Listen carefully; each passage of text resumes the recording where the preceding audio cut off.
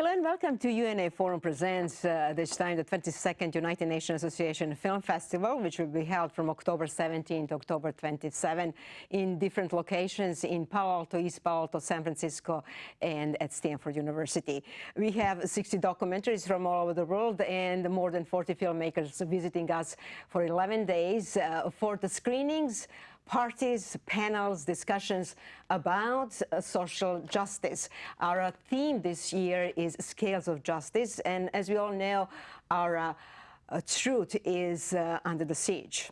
The facts are very important for the truth. The truth is essential for the justice, and the justice is important for our democracy. So to reflect through different stories and to tell us what's happening around the world and what's happening in our country, we have, as I said, more than 40 filmmakers. We're extremely happy to have our local filmmakers and one visiting from Los Angeles today in our studio. With us, we have today Theo Rigby, who is going to present in our film festival Dream Awake, and a story about immigration issues. Welcome, Theo. We have in our studio Marianna Yarovskaya. She is presenting a documentary about Russia and particularly focusing on our part in the history of Russia and reminding us of Gulag, women from the Gulag. Thank you, Marianna. We have Ashleigh McArthur, who is presenting her film in our 22nd UNAFF. It's actually going to be a premiere. The documentary is Ignis.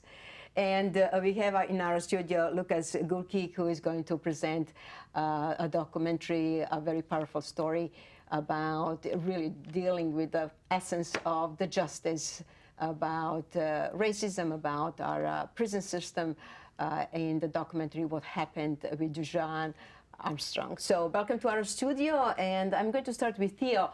As we said, always the story which is all the time with us for the 22nd year of the film festival, that's immigration.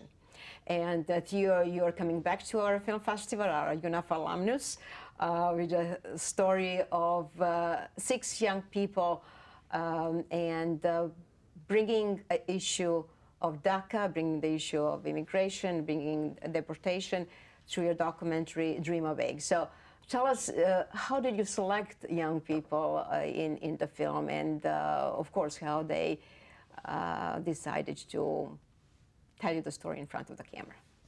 Absolutely. Well, thank you for having me. And with Waking Dream, it's a series, actually, an episodic series following 6 young undocumented people who happen to have DACA and following their lives over the course of 2 years. And we really tried to kind of push up against a lot of the kind of stereotypes and tropes that surround dreamer stories and surround immigration in general, because we often just hear, you know, the very, very, very surface kind of layer of stories and of truth, really, around immigration issues.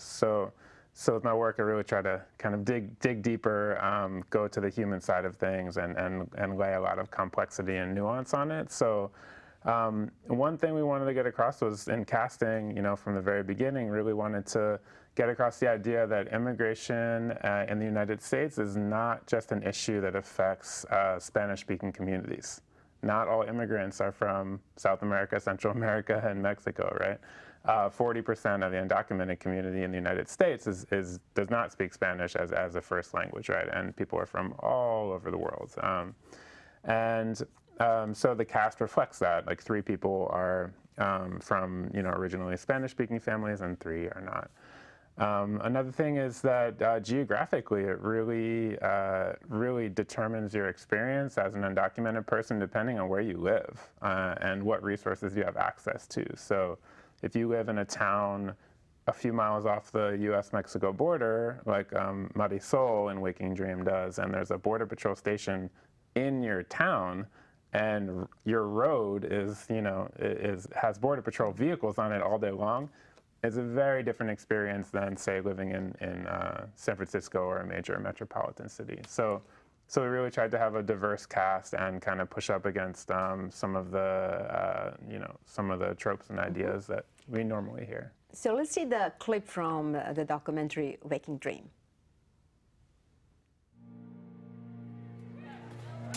Hola, ¿cómo está? What's up? I'm here today to announce that the program known as DACA is being rescinded. As most of you know, I'm undocumented. DACA gives me a work permit to be able to be in school and be your teacher.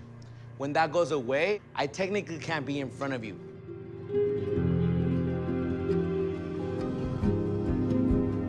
Identical twins John and James want nothing more but to serve in the military. I solemnly swear that I will support and defend the Constitution. This is a way for us to give back. I'm here willing to lay down my life for the people of the United States. Soy oscura, nací del agua y de la carne, pero mi canto hoy crece y el próximo parto será de fuego. We need to learn to just be proud of who you are regardless, to own the things that you have done for this country. I know what it's like to have your family being torn apart. My protection from deportation is ending. ICE could pick me up at any time. My fear right now is I'll have to go back in hiding, and now it's not just me. I have 2 kids. I love this country, like I consider myself American, even though America doesn't consider me that. My dad was deported. The last time I saw my dad was when I was about 10 years old. Hay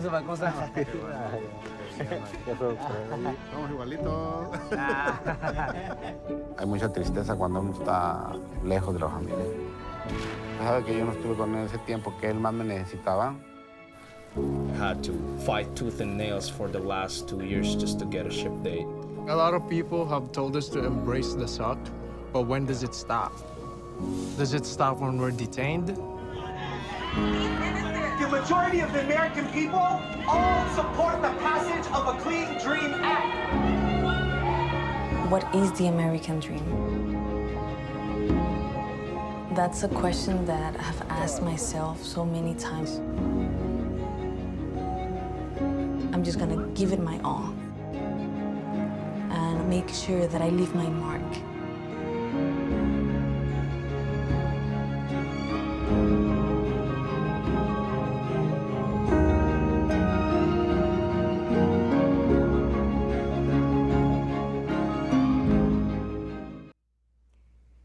We just saw the clip from the documentary Waking Dream, which is going to be presented at our 22nd UNAFF, United Nations Association Film Festival.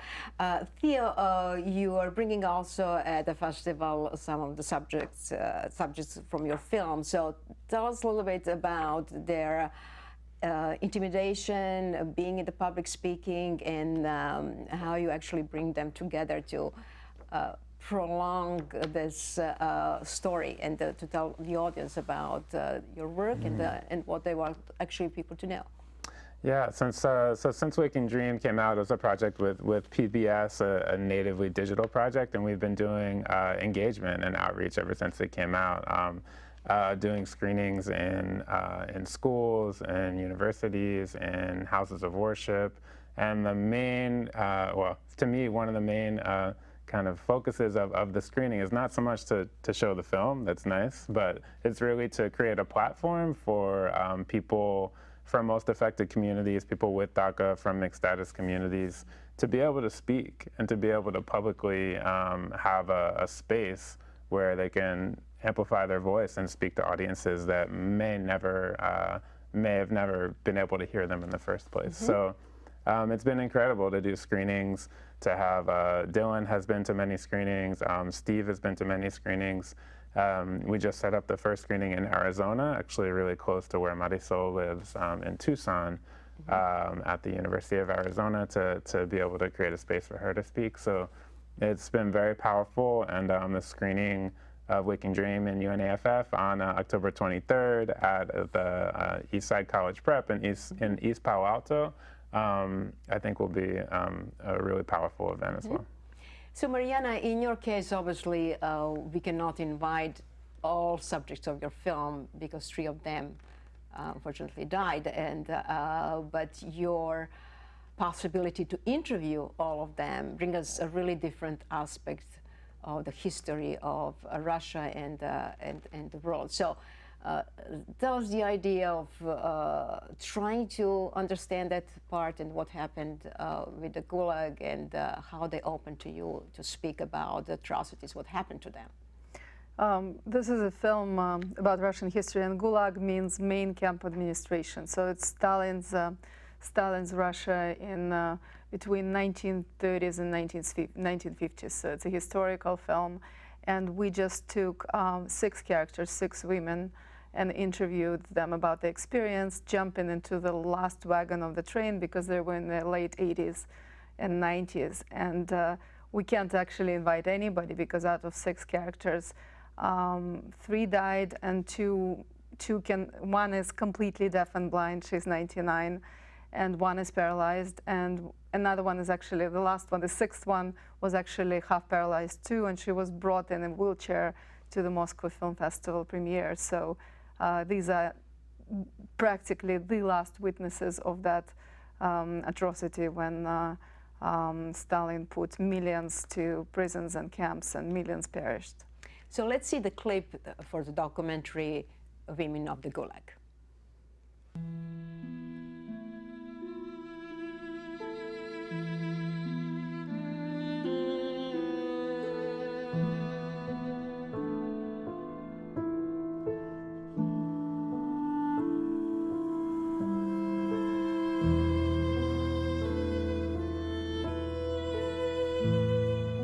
Вот кочаги.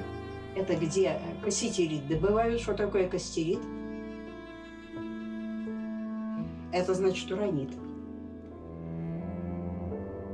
Вот 2 горы, метров 150. И тут лагерь мужской.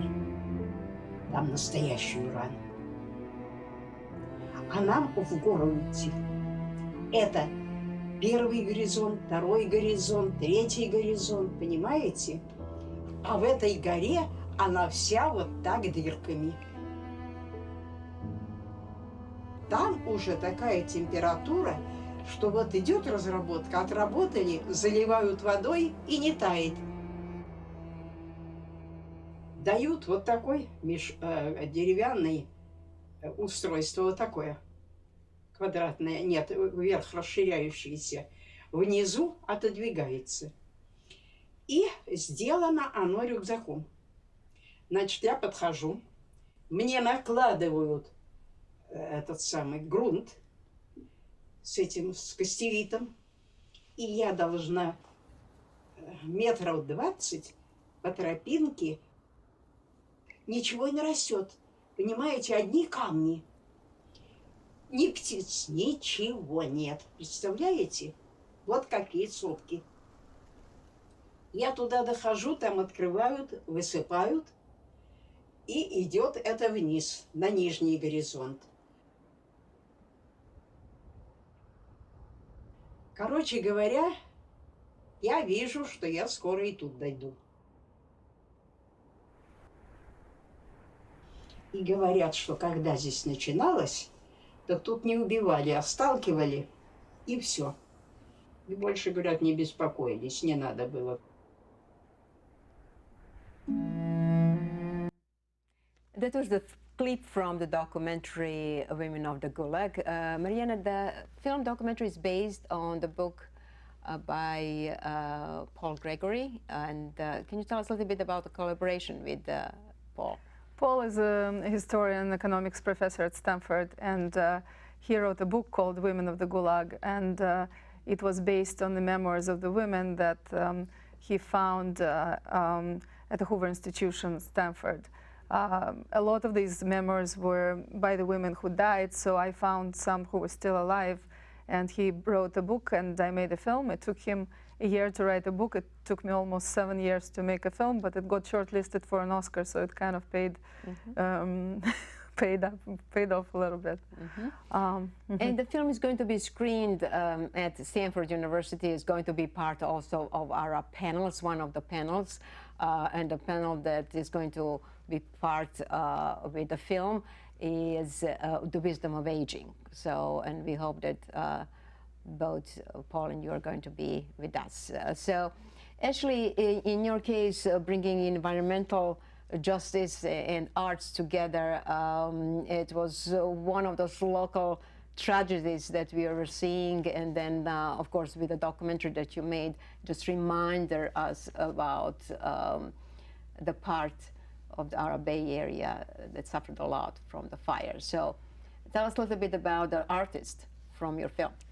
Yeah, so the artist in my film is called Gregory Roberts.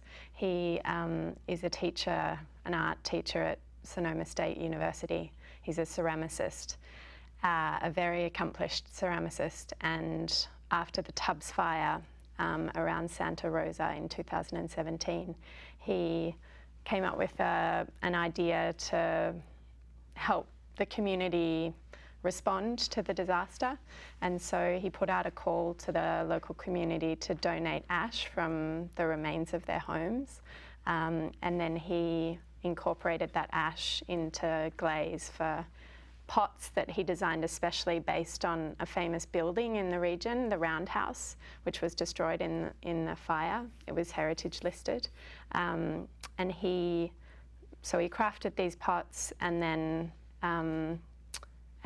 there was a special glaze inside each one, which was then gifted back to the community. Mm-hmm. Let's see the clip for the documentary Ignis.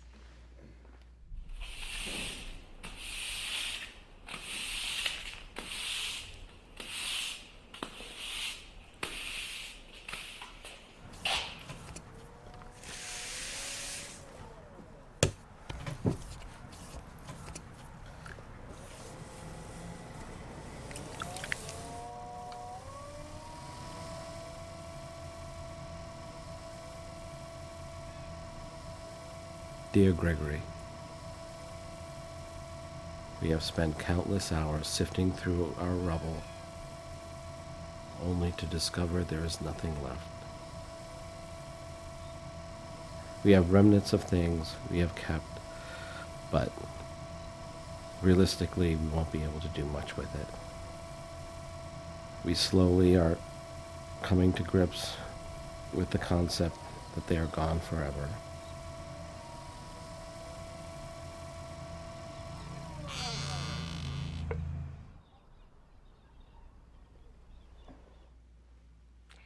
We just saw the clip from the short documentary Ignis, which is going to be premiered in the 22nd United Nations Association Film Festival from October 17 to October 27th. So, Ashleigh, regarding when you talk about your artist, is he going to join us? And is there any possibility also to see his work? Yeah, I hope so. When you see the film, you'll see the work at the end of the film, and he'll be there. The other thing that's different about this film was that it was made on 16mm film rather than digital.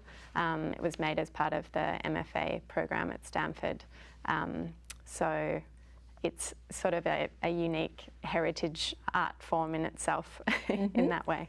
Which is also a kind of a similar thing, Lucas, with you, because your film was also a project of your study at University of Berkeley, so that's another part. Tell us a little bit about your research and how did you connect with a mother from the documentary, What Happened to Dujuan Armstrong? Yeah, so this was my master's thesis film in the documentary program at the UC Berkeley Graduate School of Journalism. And the film is called What Happened to Dujuan Armstrong. And I made it with a woman named Barbara Doss, a very powerful woman from Oakland, California, who I actually originally met at a protest. She was protesting the lack of answers she was getting about her son, Dujuan, who died in Santa Rita Jail in June of 2018. Santa Rita Jail is considered a mega jail, and it is the main jail of Alameda County for folks from Oakland, Berkeley. And she was not receiving any answers about what happened to her son. So I formed a pretty intimate relationship with her and filmed with her over the course of a year in her search for answers. And it's about our criminal justice system, also called our criminal legal system, our criminal punishment system, and the human impact on folks, on families, on communities, and also looking at themes of racism and classism and how these institutions impact our communities. So let's see the clip from the documentary, What Happened to Dujuan Armstrong, which is going to be presented at the 22nd UNAFF. County District 17, Track 17, Medical, Santa Rita Jail. Respond to the back of the jail to the infirmary. This was my son, Dujuan. He went in Santa Rita on the 22nd of June for a weekend to come out on a Sunday. He did not make it out on a Sunday.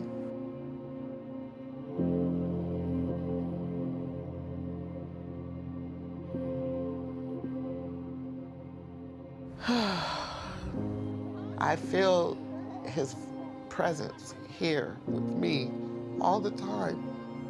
Since 2013, Sheriff Ahern, under his custody, there have been 34 in-custody deaths. That is unacceptable. I just came up here because I need some answers. I need to know why I can't get footage, why I can't get an autopsy. Can someone from the sheriff's office please talk to this woman? I want his belongings. I want to know what happened. I want footage. He begged for help.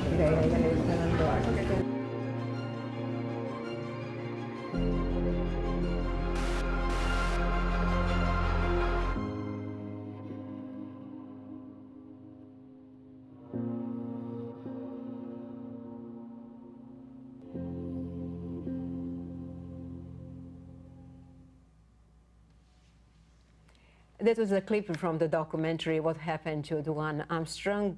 So Lucas, what are the organizations that you are working right now and that you would like to outreach also for the film? Yeah, there's a variety of journalistic organizations and nonprofit organizations in the Bay Area who I worked with to make this film. Scott Morris at Oakland Reporter is an investigative journalist. The folks at KTVU are doing a lot of journalism around deaths in Santa Rita Jail, as well as the nonprofits Ella Baker Center for Human Rights and Urban Peace Movement, which are both having campaigns around sheriff accountability. And I hope this film can help foster a larger conversation about the role of jails and sheriffs in our communities. There's at least one in every county in this country. And we really hope folks come out and engage in that conversation by coming to our screening. It's going to be on Monday, October 21st at 4:40 p.m. at the Miller Park Community Center in Palo Alto. Mm-hmm. Wonderful. So this is also a question for three of you. What is the outreach plan? So what exactly you want to do with the film?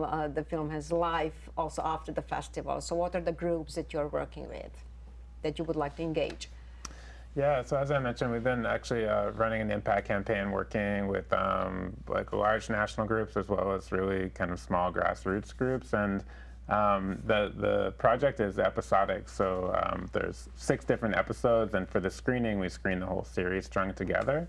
But the episodes are short and really ideal for classrooms. So we've been working with a lot of educators. We developed a lesson plan, and we developed also a dialogue guide, because talking about really complex immigration issues, like people need to sometimes even just get in the mind frame of like, how do we even start to have this conversation? How do we make a safe space to have this conversation? Who is even in the room? Who is having this conversation, and what experiences might they be bringing to the table?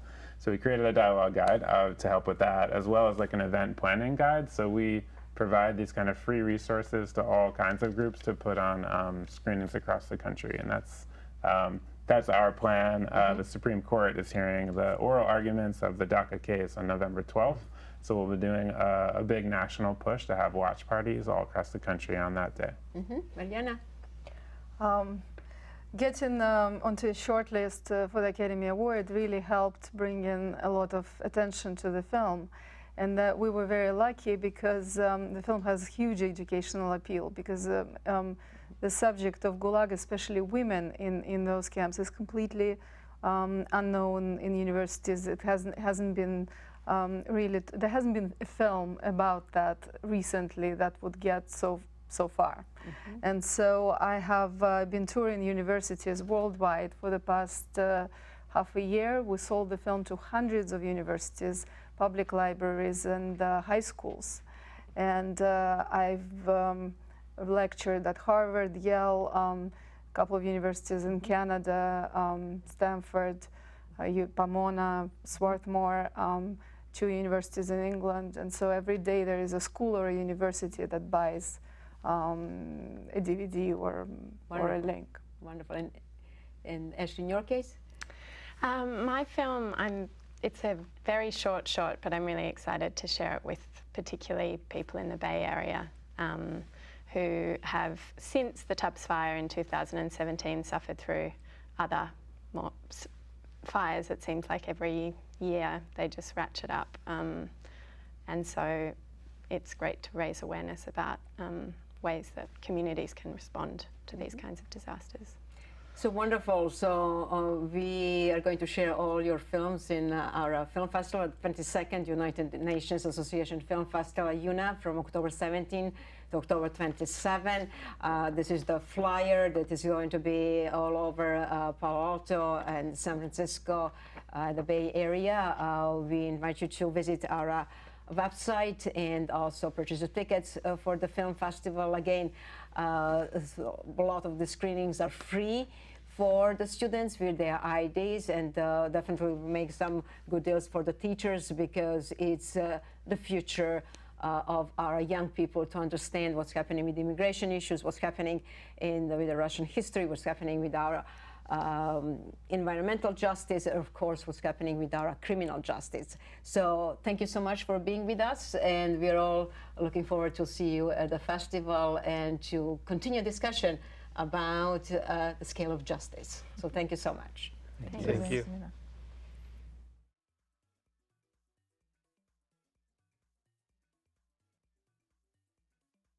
Thank you.